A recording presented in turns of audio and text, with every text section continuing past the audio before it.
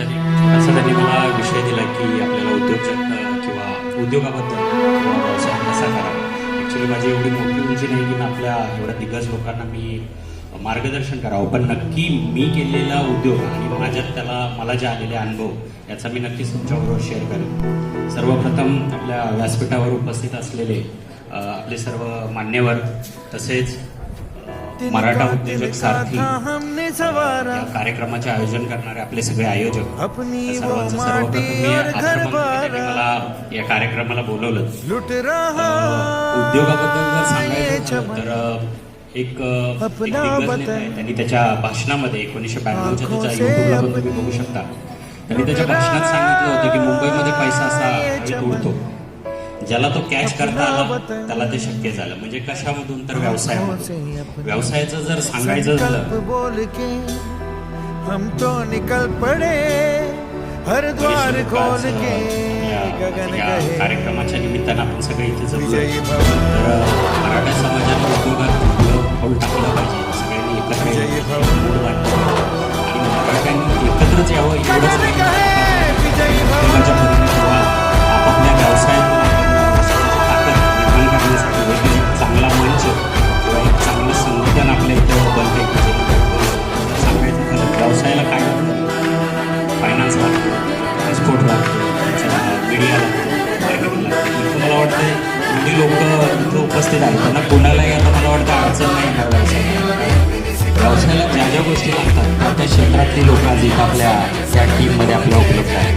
तर व्यवसायाबद्दल जर सांगायचं झालं, बरेचसे लोक सगळ्यांनी मगाशी सांगितलं की व्यवसाय लोक करतात आणि 2-3 वर्षांमध्ये त्यांचा व्यवसाय बदलतो. त्याच्यामागचं कारण काय असेल, तर त्याच्यामागचं कारण असं असेल की बऱ्याच वेळा आपण जर सर्कस पाहिली असेल तर एक माझा वैयक्तिक अनुभव की सर्कसमध्ये एखादा विदूषक येतो आणि तो त्याची करमणूक चालू करतो. बऱ्याच वेळा त्याचा जो कॉन्फिडन्स असतो तो कुठून असतो, इथून तिथून तो उड्या मारत राहतो, परत लोकांचं करमणूक करतो, पण हा कॉन्फिडन्स कुठून असतो.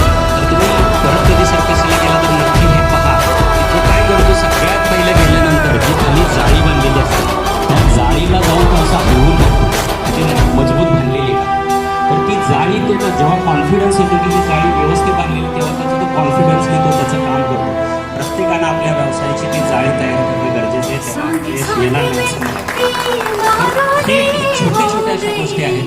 व्यवसाय तुम्ही निवडताय तर त्या व्यवसायाचं स्वरूप कशा प्रकारचं असावं. ॲक्च्युली जास्त वेळ नाही आहे, पण व्यवसाय स्टार्ट टू एंड हे मी 4-5 मुद्द्यांमध्ये मी कव्हर केलं पाहिजे. व्यवसायाचं स्वरूप कसं असावं, व्यवसायाचा स्कोप कसा असावा, जे तुम्ही जागा निवडली. तर माझ्या घायल है तेरा जल तू नदी है राह बदल पानी बुलबुल आ रहा है कल कल कल तू निकल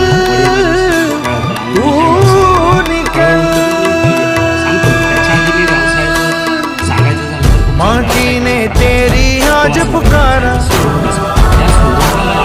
धरती ये पूछे बारंबार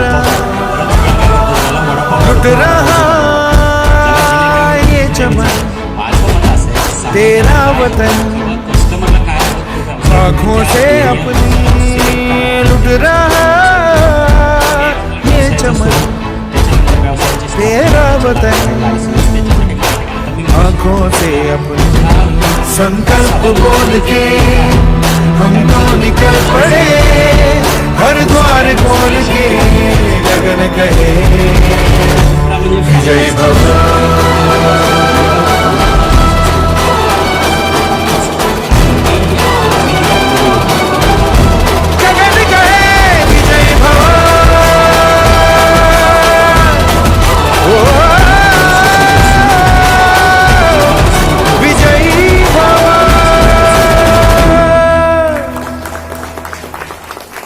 विजयी भव विजयी भव.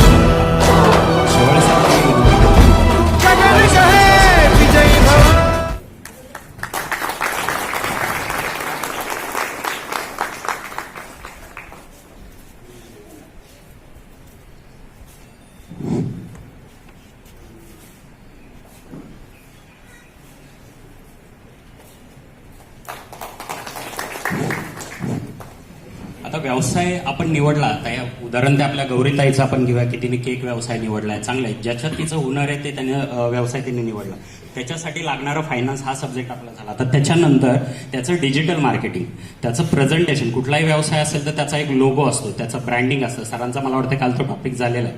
तर ते ब्रँडिंग जर चांगल्या पद्धतीने असेल, आजकाल सगळं डिजिटल मार्केटिंग चालू आहे, लोकांपर्यंत लवकर रीच मिळवायचं असेल, म्हणजे थोडक्यात सांगायचं झालं, आज धीरूभाई अंबानींचा जो व्यवसाय, आज ते एखादी वस्तू म्हणजे जो आज मोबाईल ते काढतात आणि तिसऱ्या दिवशी त्यांचा मार्केटमध्ये मोबाईल पोहोचलेला असतो. याचं कारण काय?